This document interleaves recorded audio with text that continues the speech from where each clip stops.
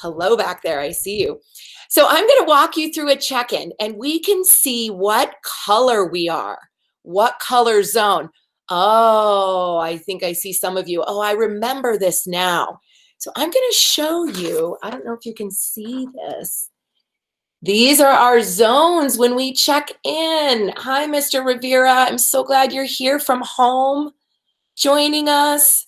A remote learner, hello. We're doing a check-in right now for those who just joined us.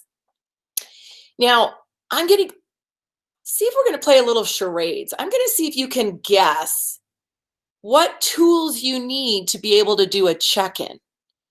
All right, so the first thing you're gonna think about, I'm gonna give you some clues. And it's things that are in your outer world that you would do a check-in with. And if you know the answer, just keep it inside your head. Don't say it out loud. So the first thing, the first clue when we do a check-in, we check around using our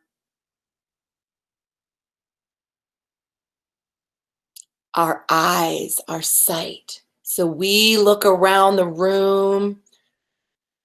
Okay, now. Yep, we use our hearing. We start to hear, we start to notice, what are the sounds around me? And then we use our sense of smell, right? What do I smell right now? And then our sense of taste, right? Our sense of taste. And now everyone take their hands up like this. Push your fingers into each other. Our touch, right? The sense of touch. All right, now we're going to do something a little trickier for this check-in. We're going to look to our inner world and we're going to check in with our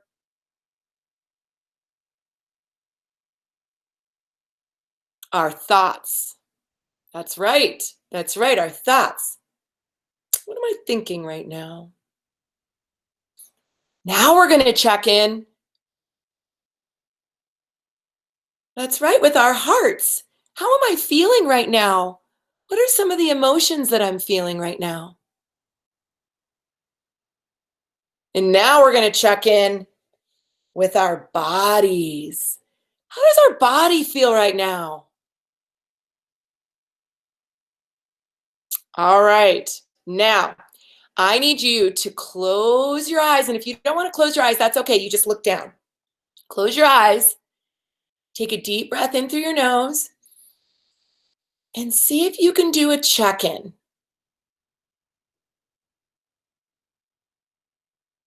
Now open your eyes. Now decide, what color are you? Are you a blue and your body's just feeling like, I don't know, maybe tired, your emotions are just like maybe you're kind of bored or sad? That's a blue. Or are you a green? Are you kind of good to go? You're ready, you're feeling calm. I'm looking by the sense that I'm seeing right now. I don't know, your bodies seem a little calm right now. So that could be green. You're ready to go. Your brain is ready to learn. You could be in the yellow zone. Your body could look okay, but maybe your mind is racing. And sometimes only you know that, right? If your mind's racing and you're thinking all these thoughts that aren't helping, or maybe your heart, you've got some worry. I don't know. Or you could be in the red zone. The red zone is when you need to take a stop, right? Where you're just not ready to learn. So, where are you right now? You don't need to tell anybody, but just take a note. Super important to check in with where you are, because if you're green, yellow, or red, then you know what to do. Just like when you come to a stoplight, we don't have very many of them around Eagle. You know that if you feel like you're in the red zone, I might need to stop. I might need to take a few breaths. So that's what we're going to do. We're going to learn today a little bit about a lesson that has to do with these. But before we do that, I want you to, you're sitting up, so I'm going to have you sit up straight, And I want you to take your hands out in front of you. Take your hands out in front of you and pretend like you have this ball in front, right? So you've got this ball. It's almost like a world, right? And then so I want you to breathe out. Everyone breathe out. And then when you breathe in, the ball expands. Good. Exhale, the ball comes back. Breathe in slowly, the ball gets bigger. Exhale out your mouth, the ball gets smaller. Now take your hands, place them on your belly. See if you can breathe that air in through your nose, just like a balloon. So you're breathing in, and the hands that are on your belly, they get bigger, just like the ball. Ready? Take a deep breath in through your nose. Exhale, the ball gets smaller. Inhale, the ball gets bigger. Exhale, the ball gets smaller.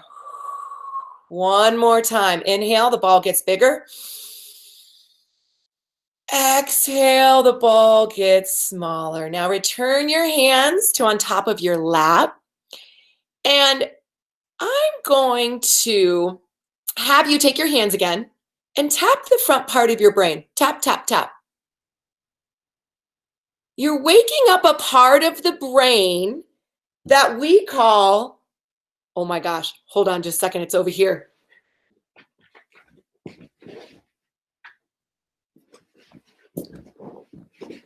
I'm back. All right, we call this part of the brain, tap it again.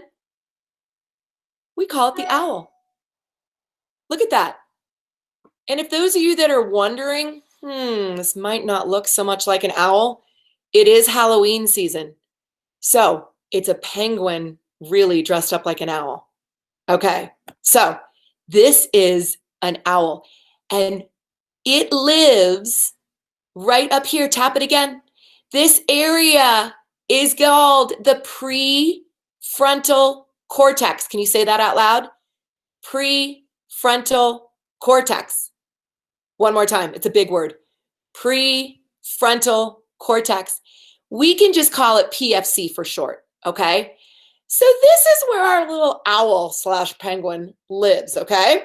So we're going to put this down, first down. Now, everyone take their hands and tap the back of their head. I have another friend. He is my dog. He's my bulldog. Again, Halloween, it looks like a Labrador, but it's a bulldog, right? And so he lives, tap the back of your head. He lives in an area that we call the amygdala. Can you say amygdala? Amygdala. Amygdala. That's a big word too. All right, so I'm going to put my friends away. And what I'm going to do is I'm going to show a little video from your teacher because she really was so sad to miss you today. So I'm going to put her on and I'm going to have her explain to you why we even have these dogs and owls living in our brains. Hi everyone.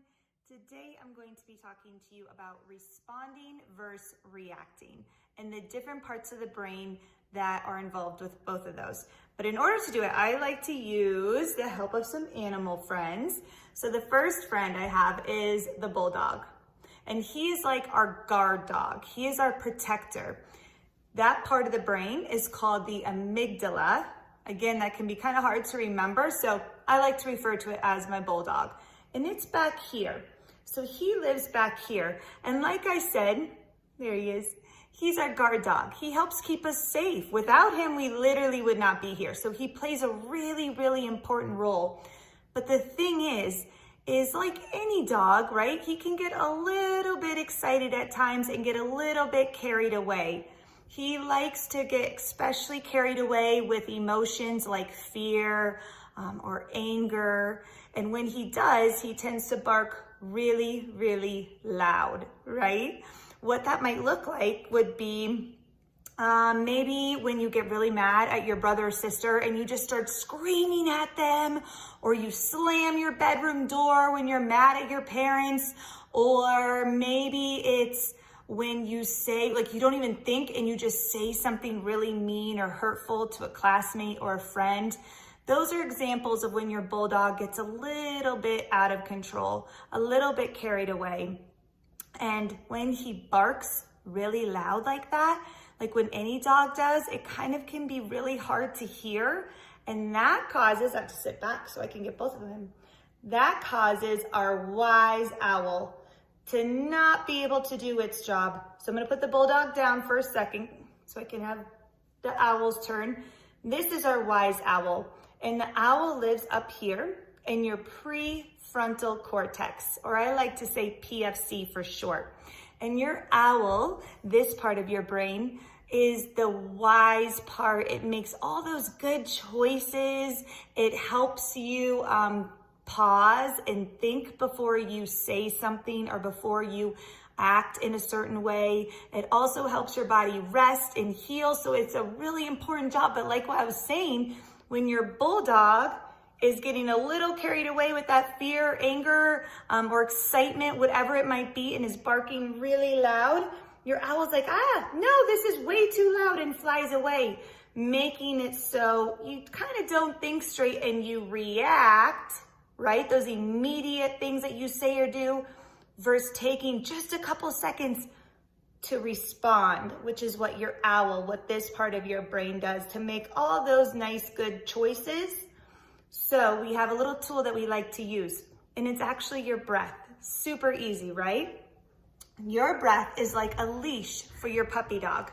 So when you take those nice, deep belly breaths, nice slow breaths, it's almost like this invisible leash comes up with each breath you take, and it grows longer and longer and attaches to our puppy dog, helping him get back under control, not bark quite so loud, which then makes your owl be able to think and make those good choices.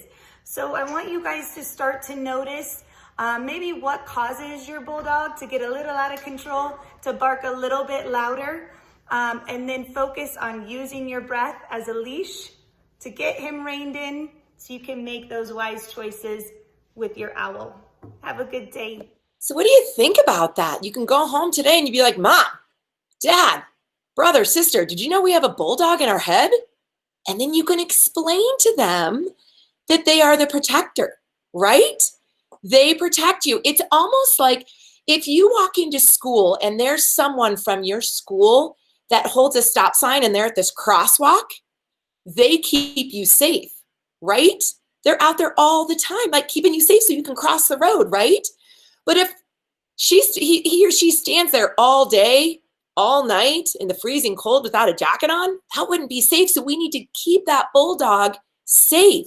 So that's why we keep it on a leash and we use our breath so that the wise owl can come back and make smart choices.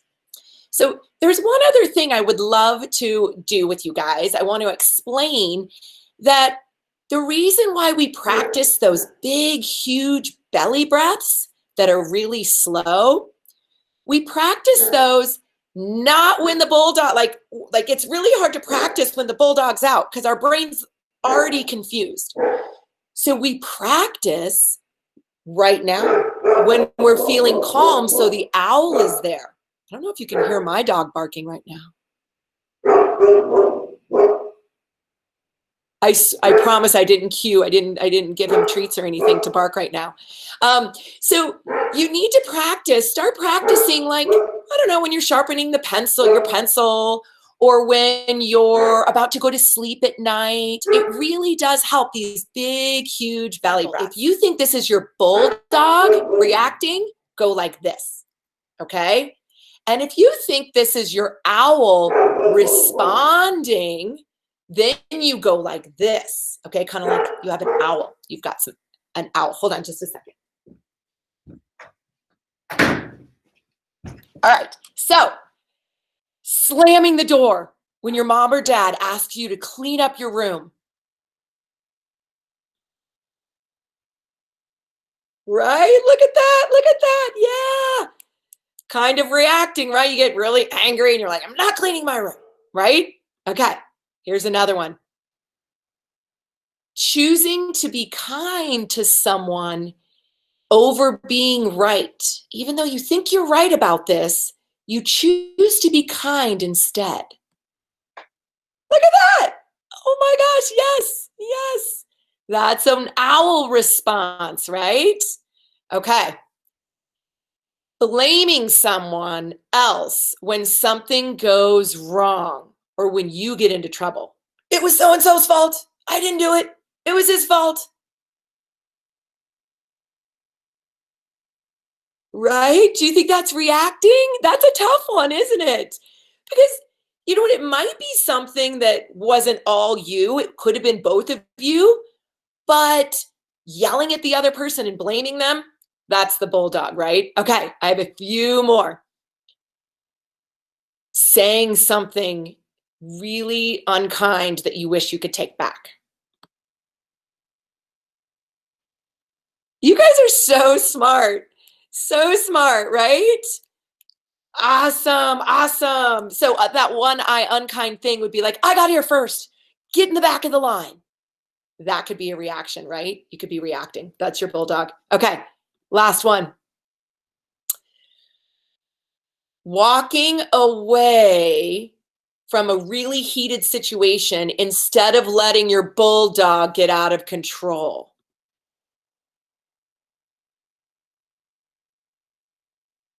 That's right. That's right. Those are the decisions that the owl makes. So it's really important to be able to practice that breathing, that deep breath, so that you can bring that owl back or that bulldog back, and that the owl doesn't fly away, so that you have both and they work together. So over the next week, I want you guys to start two things. One, practicing those deep belly breaths. And two, start to notice when your bulldog gets out. Everyone's bulldog gets out. And you know, sometimes what helps too, taking that deep breath and then just saying, I think my bulldog's out, you guys. And then everyone can kind of giggle and be like, yeah, I've been there too, right? That's showing empathy and kindness, right? So what can I do to help you get your owl back? That's what you can say to a friend that just said, I think my bulldog's out. How do I get it under control? You can say, oh, remember those deep breaths? We can take those deep breaths. So two things to practice. Start to notice when your bulldog's out. Also start to notice when you're making those wise decisions. And does it have anything to do with what zone you're in? Interesting. All right. So I'd like for you guys to put your hands up by your forehead and say to yourself, may there be peace in my thoughts. Put your hands down by your mouth. May there be peace in my words. Put your hands by your heart. May there be peace in my heart. Make the peace sign. And look around you and say, may there be peace in my classroom. And now take those, make the world with your hands, and say, may there be peace in my world. Thank you so much for joining me today. I really appreciate it. It's so awesome to see your smiling faces and interacting and just really, really being good contributors to this lesson today. So go home, see if you, tonight, and see if one of maybe your grandma or grandpa, hey, grandpa, do you know we have a bulldog in our brain? And see what he says. All right. Have a great afternoon, you guys. Thanks again.